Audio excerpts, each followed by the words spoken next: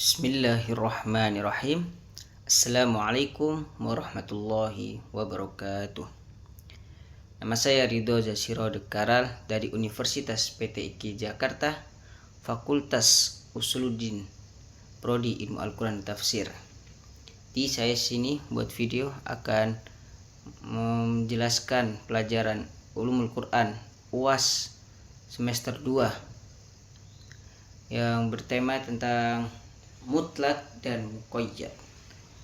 Jadi saya akan bahas apa itu mutlak dan apa itu muqayyad.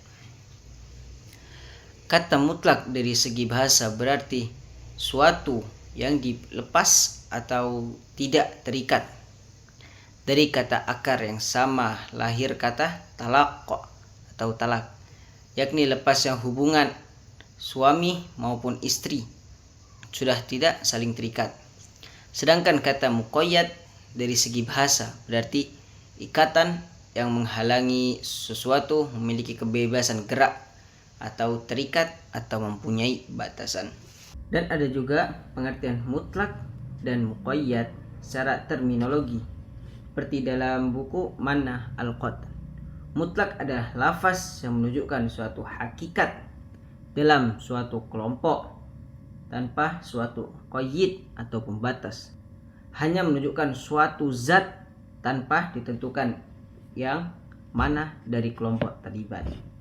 Sedangkan muqayyad adalah lafaz yang menunjukkan suatu hakikat tanpa qayyid atau pembatas.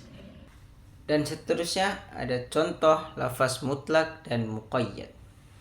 Pertama ada contoh mutlak dalam firman Allah Subhanahu wa taala yang berbunyi fatahrir raqabah. Maka wajib atasnya memerdekakan seorang hamba sahaya. Quran surah Al-Mujadalah ayat ketiga. Lafaz fatahriru adalah narikoh dalam konteks kalimat tersebut.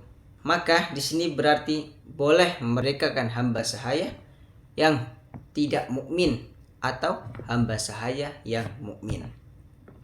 Terus yang kedua ada contoh muqayyad dalam firman Allah Subhanahu wa taala fatahri raqabatim mu'minah. Maka hendaklah pembunuh itu memerdekakan budak yang beriman. Quran surah An-Nisa ayat ketiga. Lafaz di sini tidak sembarang hamba sahaya yang dibebaskan, tetapi ditentukan hanyalah hamba sahaya yang beriman. Dalam konteks firman Allah tersebut, pembunuh diperintahkan untuk memerdekakan budak yang beriman sebagai bentuk kafarah atas dosa yang dilakukan. Dan selanjutnya ada hukum lafaz mutlak dan muqayyad.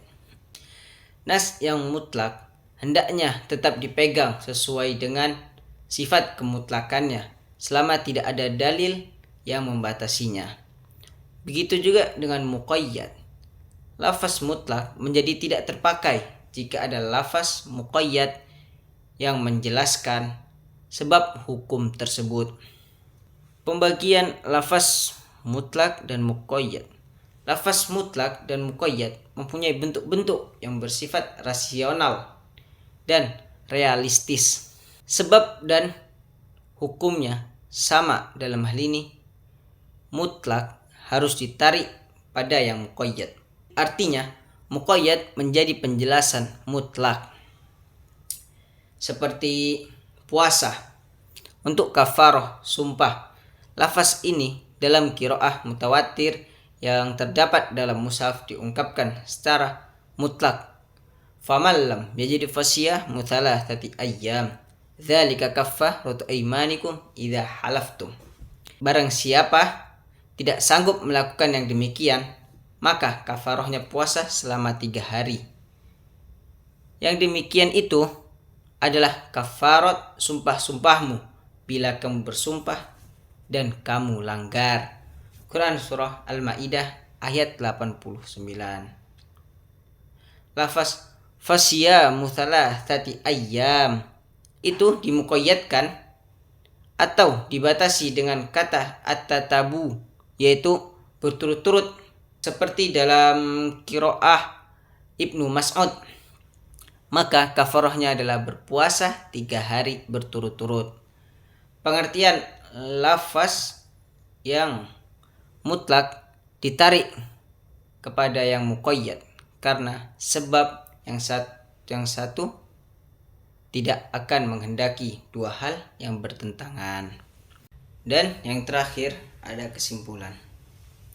Mutlak adalah lafaz-lafaz yang menunjukkan suatu hakikat tanpa ada batasan atau qiyad tertentu. Sedangkan muqayyad adalah lafaz-lafaz yang menunjukkan suatu hakikat dengan ada batasan qiyad tertentu. Lafaz mutlak menjadi tidak terpakai jika ada lafaz muqayyad yang menjelaskan sebab dan hukum tersebut. Pembagian lafaz mutlak dan muqayyad ada beberapa bentuk-bentuk yang realistis, yaitu ada sebab dan hukumnya sama. Habis itu sebab sama namun hukumnya berbeda. Sebab berbeda namun hukum sama. Habis itu sebab dan hukumnya berbeda.